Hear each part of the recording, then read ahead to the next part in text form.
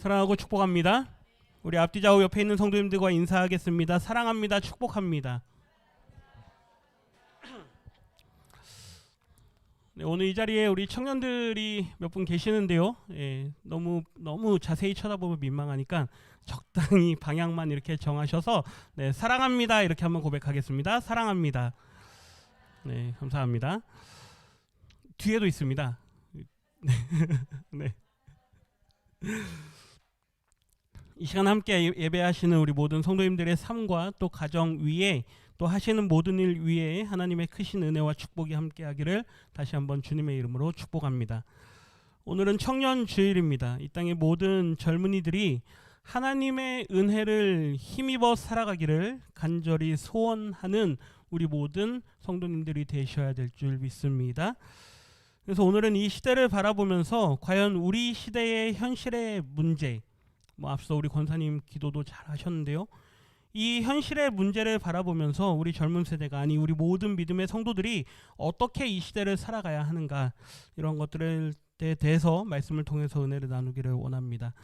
오늘 우리가 다 읽지는 않았지만 14절까지의 말씀을 보면 예루살렘의 출생과 또 그들이 어떻게 결혼에까지 이르게 되는가, 요즘 말로 어떻게 결혼에까지 꼴이 나게 되는가. 그런데 이제 이런 표현도 불편한 표현입니다. 결혼을 기피하는 시대이기 때문에 꼴인이 아니라 어떻게 보면 자살골에 넣은 것처럼 사람들이 여깁니다. 이런 시대이지만 어쨌든 예루살렘의 출생과 결혼에 대해서 말씀을 하고 있는데요.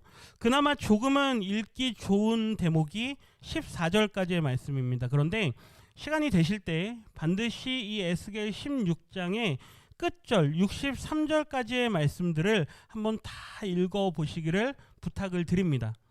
왜 그러냐면 결혼까지는 했지만 그 이후에 14절 이후로는 우리 인생들이 어떻게 하나님을 배신하는가, 요즘 말로 하면 결혼하고 나서 외도하는 그러한 모습들이겠죠. 어떻게 하나님을 배신하는가, 그리고 그것에 대해서 하나님께서 어떻게 심판하시는가, 그런 내용들이 이어서 나오고 있습니다. 그러나 우리를 한번 사랑하신 그 하나님께서 끝까지 우리를 사랑하셔서 마지막 63장에 가면 우리를 그럼에도 불구하고 회복시켜 주신다라는 그 약속의 말씀으로 끝나는 게 에스겔서 16장입니다.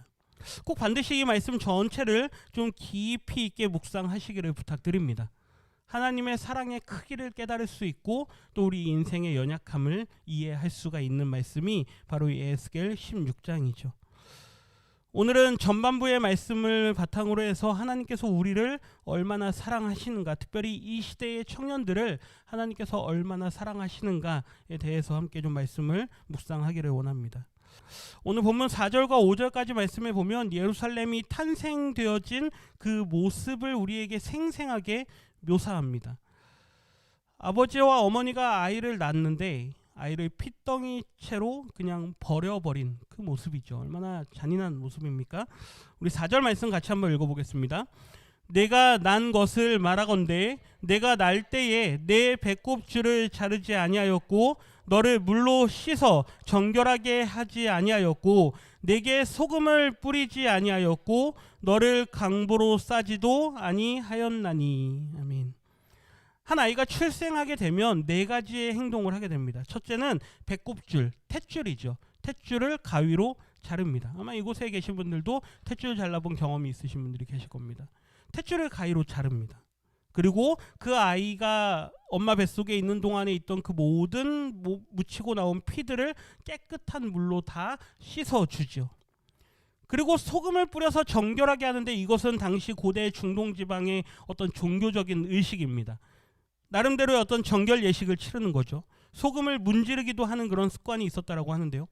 그리고 나서 강보로 쌉니다. 요즘에 겉싸개로 아주 이쁘게 준비된 겉싸개로 아이를 싸서 따뜻하게 감싸주는 것이죠. 이 신생아에게는 필수적인 이 네 가지 행동이 있는데 그 어떠한 것 하나도 제대로 받지 못하고 버려져 버렸습니다. 5절 말씀 같이 읽습니다. 아무도 너를 돌보아 이 중에 한 가지라도 내게 행하여 너를 불쌍히 여긴 자가 없었으므로 내가 나던 날에 내 몸이 천하게 여겨져 내가 들에 버려졌느니라. 아멘. 아무도 너를 돌보아 이 중에 단 한 가지라도.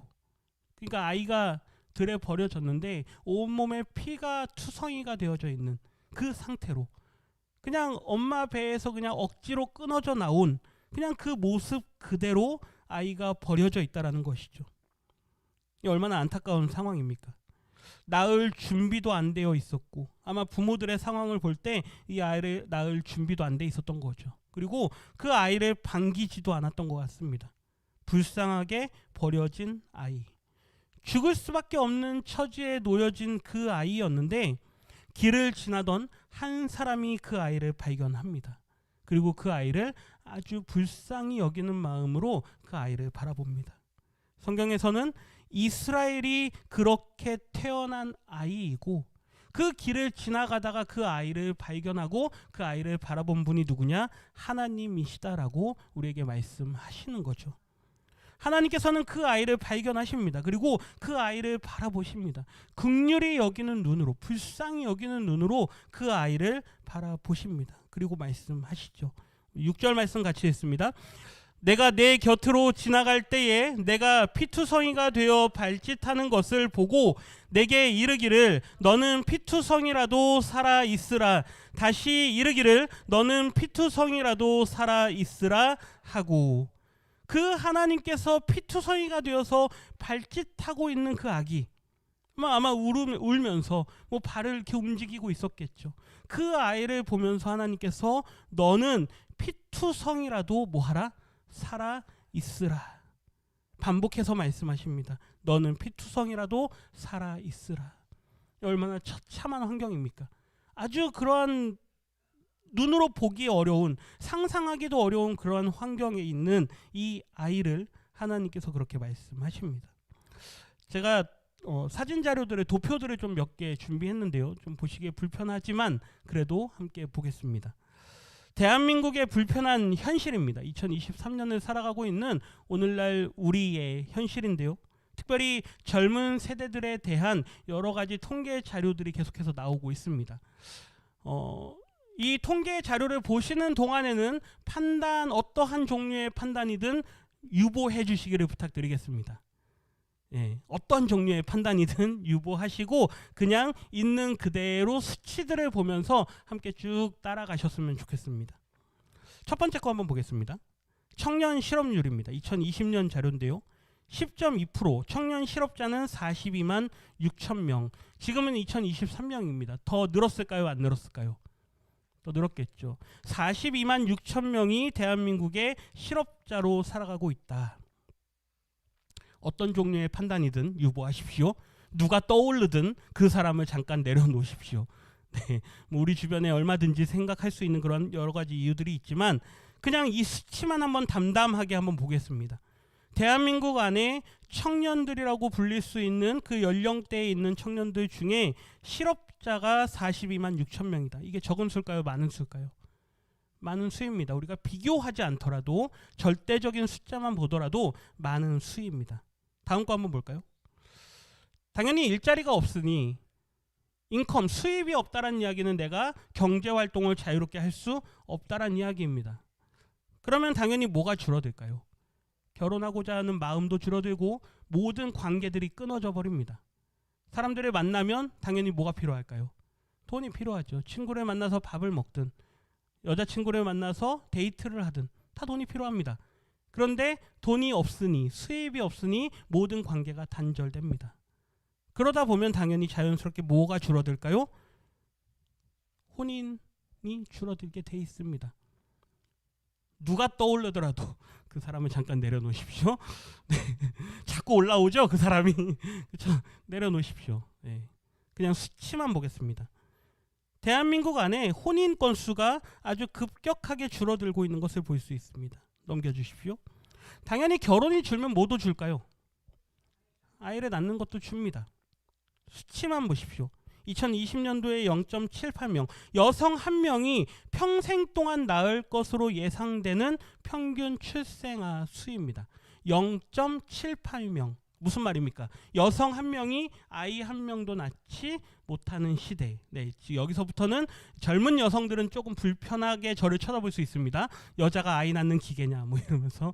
그렇죠? 담담하게 수치만 보겠습니다. 0.78명. 제가 최근에 본 수치에서는 0.72명까지 봤습니다. 점점 줄어들고 있다는 이야기죠. 어떤 학자들은 이 숫자는 전쟁 중에도 나오지 않는 숫자다라고 이야기를 합니다. 전쟁 중에도 아이는 한 명 이상을 낳는다 이거죠. 우리 6.25라고 해서 아이가 안 낳습니까? 다 납니다. 그렇죠? 아이는 태어나게 돼 있는데 지금 이 수치는 정상적인 국가라면 도저히 나올 수가 없는 숫자란 이야기죠. 왜요? 다음 거 한번 보십시오. OECD 즉 나라가 그래도 경제 활동을 정상적으로 하는 나라다 하는 나라들이라면 그래도 출산율이 적어도 1.59명은 난다 이거죠. 그런데 우리나라는 어떻습니까? 그 절반입니다. 0.78명, 72명. 그러니까 가장 낮은 그 경제 활동을 제대로 하고 이렇게 잘 산다라고 하는 나라임에도 불구하고 전쟁을 치르고 있는 나라보다도 더 아이가 안 태어나고 있는 지금 이 시대입니다. 이게 정상일까요? 비정상입니다. 자, 이쯤 되면 이제 어떤 사람이 떠올리시다가 사람이 머릿속에 이렇게 자꾸 떠올랐을 건데 이제 점점 세대가 떠오를 겁니다. 요즘 젊은 것들 이런 식으로요. 잠깐 내려놓으십시오.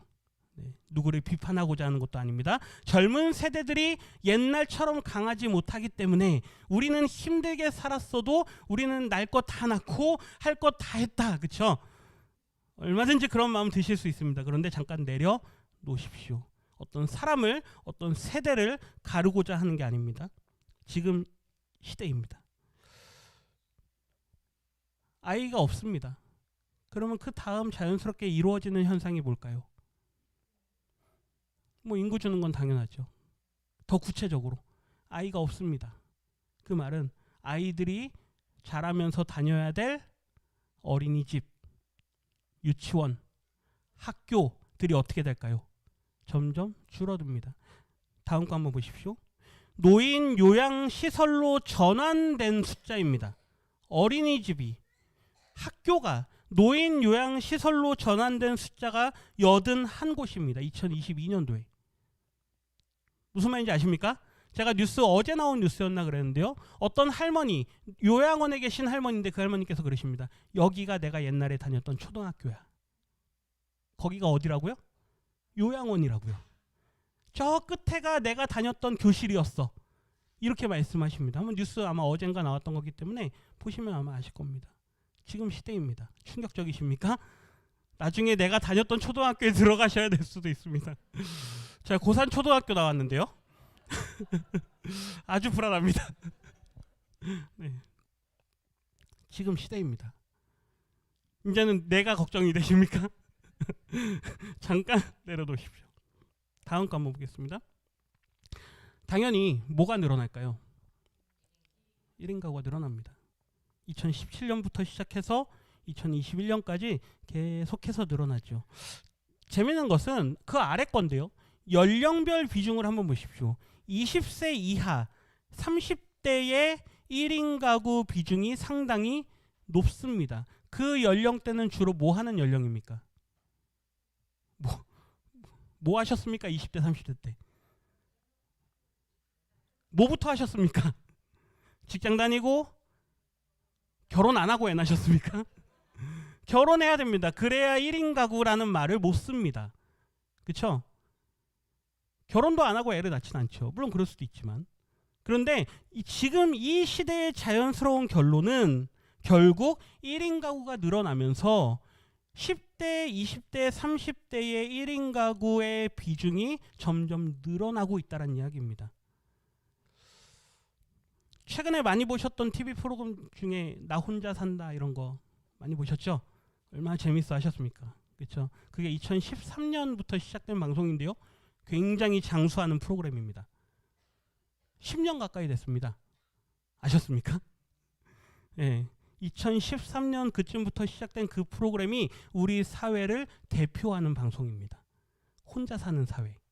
그 혼자 사는 사회에서 혼자 사는 삶을 이렇게 저렇게 보여주는 거죠. 마지막 그림인데요. 자연스럽게 뭐가 늘어날까요? 뭐가 늘어날까요? 고독사. 혼자 사시다가 돌아가시는 분들 비율입니다. 그런데 당연히 연령층이 높으신 분들의 고독사는 우리 이 고산동 빽벌에도 분명히 우리가 좌시할 수 없는 문제입니다. 이 지역에 어르신들이 많고 혼자 계시는 분들이 많죠.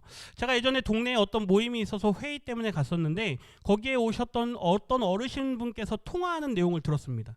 너 왜 전화 안 받아? 너 내가 그렇게 전화 많이 했는데 왜 전화 안 받아? 그러면서 하시는 말씀이 너처럼 혼자 사는 사람은 자꾸 연락해야 돼. 내 전화 많이 받아야 돼. 제가 그분의 그 말을 들으면서 참 마음이 따뜻하신 분이구나. 네. 그게 우리 동네도 당면한 어떤 하나의 문제이긴 한데 지금 이 그림은 40세 미만, 즉 청년이라고 불릴 수 있는 청년들의 고독사 사례입니다.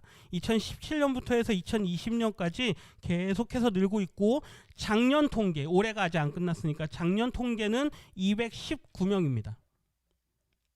2020년에 몇 명이었습니까? 102명. 그쵸? 근데 2022년 작년 통계에 몇 명인 줄 아십니까? 219명입니다. 2배죠. 어떻습니까? 이게 대한민국의 불편할 현실입니다. 결론이 뭐냐? 결론이 이 모든 통계들을 우리가 쭉 따라왔는데 이 통계들의 결론이 뭐냐? 결국 우리 청년들이 혼자 스스로 생을 마감하고 있다 이거죠. 물론 모든 청년이 다 그렇지는 않습니다. 열심히 하는 청년들도 있고 열심히 살아가는 청년들도 있습니다. 그런데 이 사회가 이렇게 변화되어져 온 지금의 사회가 우리 청년들에게 이러한 어려운 짐들을 많이 넘겨줬다라고 하는 거죠. 어르신들은 그러실 수 있습니다. 나 때는 그렇죠. 우리 때는 그러시면서 얼마든지 그 힘든 시절, 그 어려운 시절도 이겨냈다. 그 윗세대들은 어떨까요? 우리는 독립운동을 했다. 그렇죠? 우리는 일제강점기 시절을 지냈다. 그래도 살아났다. 뭐 이런 말씀들을 하실 겁니다. 그런데 이거는 세대를 가르는 이야기를 말씀드리고자 하는 게 아닙니다. 그렇게 살아오고 하나님의 은혜 가운데 이 대한민국이 여기까지 왔는데 어떻게 하다 보니 지금 여기까지 오게 되었다는 얘기죠. 여기에 누구의 책임이 있을까요? 젊은 세대들의 책임일까요? 우리 아이들의 책임일까요? 어른들의 책임일까요? 그 책임을 말씀드리고자 하는 게 아닙니다. 지금 이 시대 청년들이 말합니다. 우리는 버려진 세대입니다. 피투성이처럼 버려진 세대입니다. 사회가 우리를 돌봐주지 못하고 사회가 우리를 책임져주지 못하는 그러한 세대입니다라고 말하죠.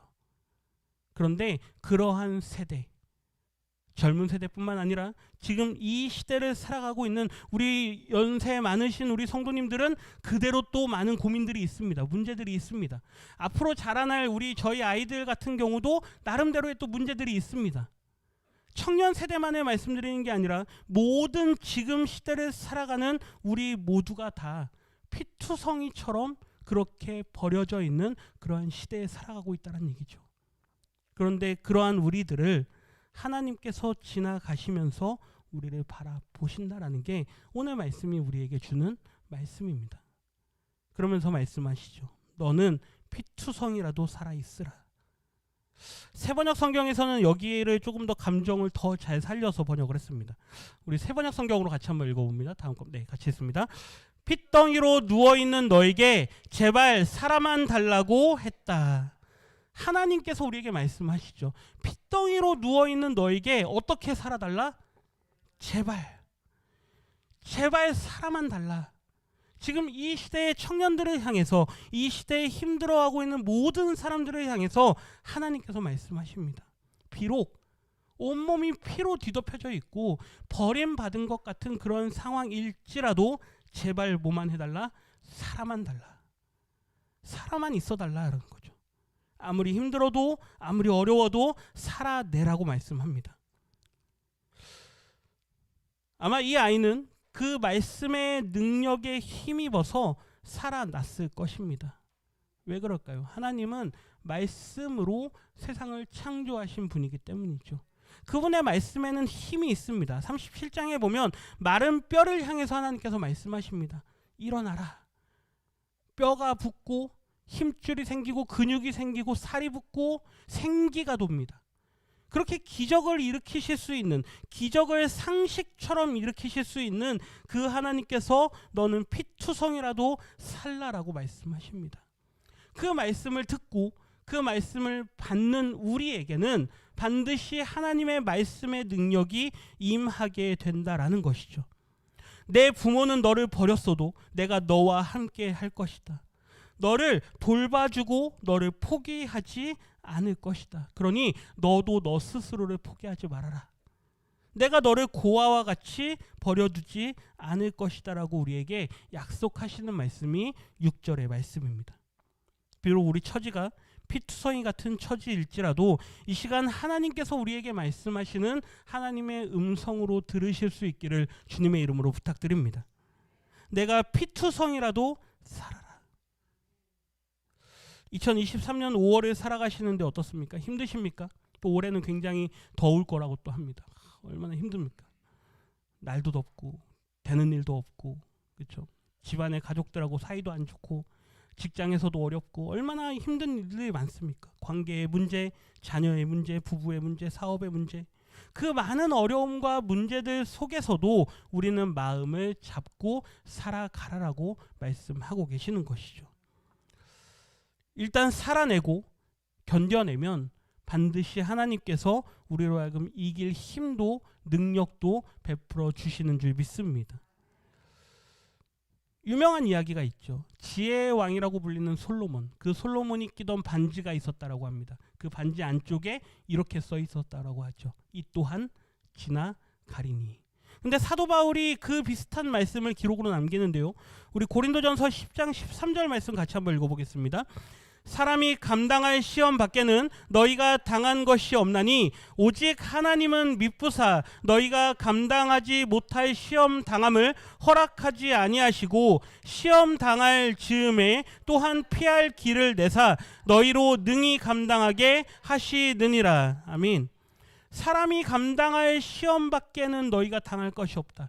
그러니까 우리가 당하는 모든 시험은 감당할 만한 시험이다. 비록 힘들고 어려울지라도 하나님께서는 우리가 감당치 못할 것은 허락하지 않으신다는 이야기죠. 그런데 뒤에 보시면 시험 당할 즈음에 또한 무엇을 내신다? 피할 길을 내신다. 완전히 망하게 하진 않는다는 얘기죠. 어려울지라도 힘들지라도 뒹굴지라도 반드시 피할 길을 내셔서 능히 감당하게 하신다. 제가 이 원고를 쓰다가 가로 열고 성도님들 아멘 이렇게 써놨습니다. 아멘 하시라는 이야기입니다. 왜 그럴까요? 중요하니까. 그렇죠? 중요하니까. 시험은 누구에게나 있습니다. 성도라고 쓰고 고난이라고 읽는다. 시험은 누구에게나 있습니다. 고난은 누구에게나 있습니다. 그런데 그 고난을 우리가 어떻게 바라보느냐, 그 고난을 우리가 어떻게 이겨내느냐가 문제인 것이죠. 그 고난을 우리가 받아들이지 못하고 이겨내지 못하면 우리는 스스로를 포기해버리고 말 것입니다. 우리 7절 말씀 같이 한번 읽어보겠습니다. 7절 상반절입니다. 내가 너를 들의 풀같이 많게 하였더니 내가 크게 자라고 심히 아름다우며. 아멘. 우리 하나님은 이런 분이십니다. 살아라 라고 말씀하시고 그 말씀만으로도 능력이 있지만 그렇게 버려두지 않는다는 얘기죠. 돌보신다는 이야기입니다. 어떻게요? 들의 풀같이 많게 길러내신다는 이야기죠. 내가 크게 자라고 심히 아름다워졌다. 결국 하나님의 돌보심을 받고 하나님의 사랑을 받고 하나님의 은혜 가운데 거하는 자는 비록 그 모든 어려움의 시간들이 있지만 그걸 다 이겨낸 후에는 하나님께서 보시기에 귀한 아주 아름다운 인생으로 나아갈 수 있게 된다는 것입니다. 존귀하게 여김을 받아서 결국 왕비의 자리까지 이르게 됩니다. 우리 8절 말씀 한번 보겠습니다. 내가 내 곁으로 지나며 보니 내 때가 사랑을 할 만한 때라. 여기까지 봅니다. 내 곁으로 지나며 보니 하나님께서 처음에 그 핏덩이였던 아이를 보셨을 때와 이제 세월이 흘러서 이 아이가 자라서 성숙한 여인이 된 지금의 모습을 보니까 내 때가 뭐 할 만한 때다? 사랑을 할 만한 때다. 자녀들이 사랑을 받으면서 자라야 됩니다. 사랑을 받으면서 자라야 사랑을 할 수 있게 됩니다. 많은 사랑을 가정 안에서 또한 공동체 안에서 받으면서 자랄 때 그들이 사랑할 만한 그러한 그릇으로 자라게 된다는 이야기죠. 사랑을 베풀게 됩니다. 남녀 사이의 사랑만을 말하는 게 아닙니다. 친구들과의 사이에서, 사람들과의 관계에서, 직장에서, 사회에서 많은 사랑들을 베풀면서 살아갈 수 있게 되는 거죠. 이제 결혼할 만한 때가 되었다. 계속 읽어봅니다. 내 옷으로 너를 덮어 벌거벗은 것을 가리고. 아멘. 보아스가 룻을 그의 옷자락으로 덮어준 것처럼 이제 내가 너를 벌거벗은 것을 가려주겠다. 이 말은 이제 너가 나와 혼인의 관계를 이루게 되겠다는 이야기입니다. 하나님께서 그렇게 귀하게 여겼던 아꼈던 그 아이가 자라서 이제 하나님의 사랑을 듬뿍 받을 수 있는, 이제 완전한 결혼의 관계로까지 그를 인도하겠다라는 말씀하는 거죠. 계속 있습니다. 내게 맹세하고 언약하여 너를 내게 속하게 하였느니라. 나 주 여호와의 말이니라. 아멘. 하나님께서 맹세하고 언약하신다. 일방적으로 우리와 맺으신다. 우리는 그 언약을 지킬 수 없지만 남녀 사이의 결혼 관계를 앞에 두고 이제 우리는 평생토록 사랑하며 살겠다라고 맹세하지만 인간은 지킬 수 없습니다. 그러나 하나님께서는 일방적으로 우리를 사랑해 주시겠다, 우리와 함께 해주겠다, 너를 내게 속하게 하겠다라고 언약을 맺으십니다. 완전한 혼인관계에 이르게 되는 것이죠. 이렇게 해서 결혼한 여인의 신분을 한번 보십시오. 13절입니다. 이와 같이 내가 금, 은으로 장식하고 가는 배와 모시와 수놓은 것을 입으며 또 고운 밀가루와 꿀과 기름을 먹음으로 극히 곱고 형통하여 왕후의 지위에 올랐느니라. 아멘. 금과 은으로 장식하게 되고 가는 배와 모시와 수놓은 것을 입으며 고운 밀가루와 꿀과 기름을 먹음으로 극히 곱고 형통하여 왕후의 지위에 오르게 되었다. 요즘 말로 하면 명품백을 사주고 명품 차를 사주고 명품 집을 사주고 온갖 좋은 귀한 것들을 다 갖다 준다는 이야기죠. 그의 신분이 바뀝니다. 고아였는데, 핏덩이로 버려진 고아였는데 뭐가 됩니까? 왕후가 됩니다. 제가 이 말씀을 보다가 요즘에는 이 말씀도 참 어렵겠다. 요즘에 디즈니에서 나오는 그 옛날에는 공주 시리즈 신데렐라, 그렇죠? 좋은 남자를 만나서 왕자를 만나서 이제 왕비가 되었더래요. 이런 이야기들이 요즘에는 바뀝니다. 이제는 여자 주인공들이 내가 스스로 어려움을 개척해 나가는 만화들이 나옵니다. 옛날처럼 남자에 의지하는 시대가 아닙니다. 그러니까 이 말씀이 읽을 때 불편할 수 있습니다. 내가 왕비가 된다고? 나는 내가 왕이 될 건데 뭐 이런 시대입니다. 지금이. 이만큼 다르다는 얘기죠. 그런데 성경은 우리에게 그런 시대를 보여주는 게 아니라 우리의 신분의 변화를 보여줍니다. 우리의 정체성의 변화를 보여줍니다. 하나님께서 우리를 어떻게 여기시는가? 남자도 왕후가 되는 것입니다. 아멘이십니까? 네, 우리 모두가 다 신부이기 때문에 하나님께서 우리를 신부로 맞아주신다. 14절 말씀 같이 읽습니다.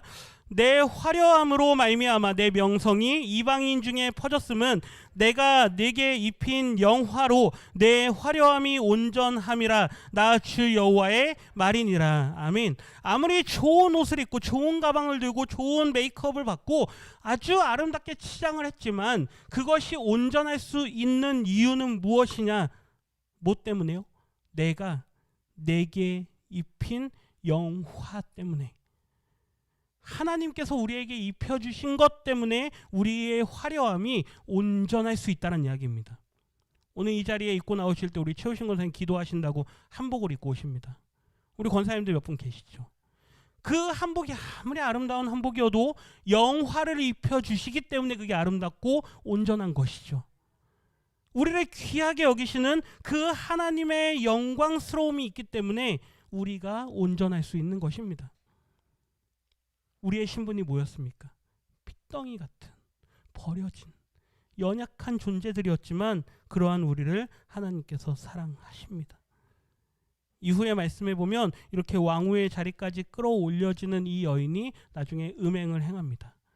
하나님을 버리고 배신하고 우상을 섬기고 그것에 대해서 얼마나 하나님께서 마음 아파하시는지 절절하게 기록되어 있죠. 그럼에도 불구하고 우리를 사랑하시는 그 하나님의 말씀, 용서하시는 하나님의 말씀이 62절과 63절에 기록되어 있습니다. 같이 읽습니다.